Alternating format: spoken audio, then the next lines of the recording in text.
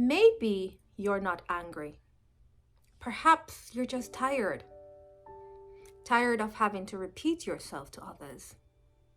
Tired of having to explain what your wants and your needs are. Tired of having to tell people what your expectations and your standards are. Tired of having to try to get people to understand who you are. Sometimes what looks like anger is just exhaustion that has nowhere to go. The body holds on to stress. And when you haven't been heard, or when you've gone unheard for a very long time, it causes the body to tighten, the voice to sharpen, and your patience to wear thin. Not because you are volatile, but because the weight of being unseen is a heavy burden to carry. Anger is very easy to label, but exhaustion is harder to name. It's easy for people to point out somebody who is angry. It's easy for us to see tangible forms of anger. But we live in a society that glorifies hustle and working hard, that glorifies fatigue, that glorifies being tired. So for many people, they have mastered the art of putting up a front, especially when they've been the one holding everything together and they don't want to be judged by society or friends or families. And the thing about that is, when you've been holding everything together, there comes a time when frustration shows up.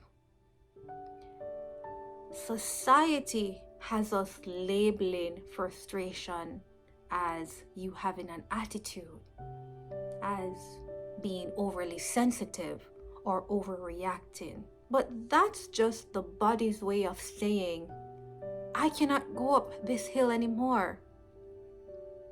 We can't keep doing this. You are stretched thin.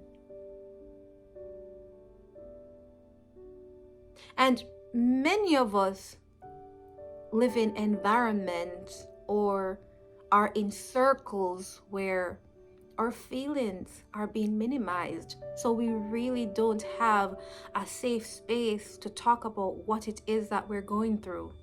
We're in spaces or circles where if we talk about what we feel, if we speak up, then that makes the situation worse. And for those reasons, we endure. But endurance creates pressure. And when I was a child growing up, my grandfather would always say, pressure bust pipe. So after a while, you won't be able to hold it together. And then there comes an outpouring of anger. And beneath all that anger is grief. Grief of being misunderstood. The grief of having to explain your humanity to people who would want to say otherwise. Grief of having to monitor how you communicate. The grief that prevents you from expressing yourself freely because you are afraid of how you will be perceived by others. Grief doesn't always pour out in tears. Sometimes it comes out very sharp.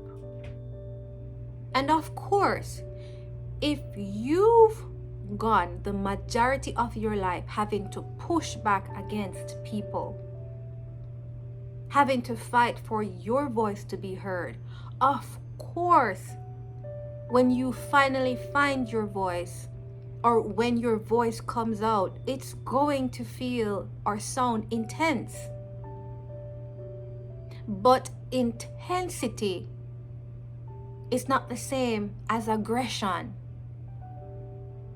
In fact, sometimes that intensity is protection. When you've been unheard for a very long time, you start to question yourself. You spiral and you wonder if you are communicating your needs and your wants clear enough, if you are being too emotional, if you are being overly sensitive. And that drains you emotionally because it takes the attention away from you expressing yourself and focuses it on your perception, the perception that others will have of you. If this is you, maybe you're not angry. Maybe you are just exhausted. Exhausted because you've had to be carrying the conversation alone for so long. Exhausted because you have had to be advocating so much for your needs. Perhaps you are just tired. You are worn down, absolutely worn down, because you've been the one who's had to be adjusting themselves to meet the expectations and standards of others.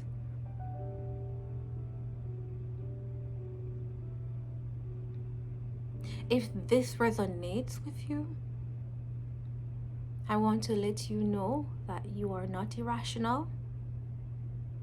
You are not unreasonable. You are not unstable. You are not too much. You,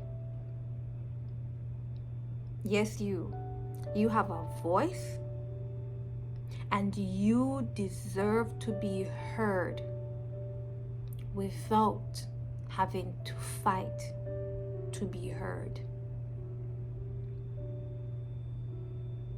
You are carrying a lot of fatigue. Fatigue caused because your needs have not been met. If this is you, give yourself some grace today. You are resilient. It takes an absolutely resilient person to carry the burdens that you are carrying. You are doing well. You have done well. You've made it this far, haven't you? Now hear me out. Keep going. But give yourself grace. Rest if you must. But give yourself compassion. If you were here with me today, thank you. Until next time, walk good.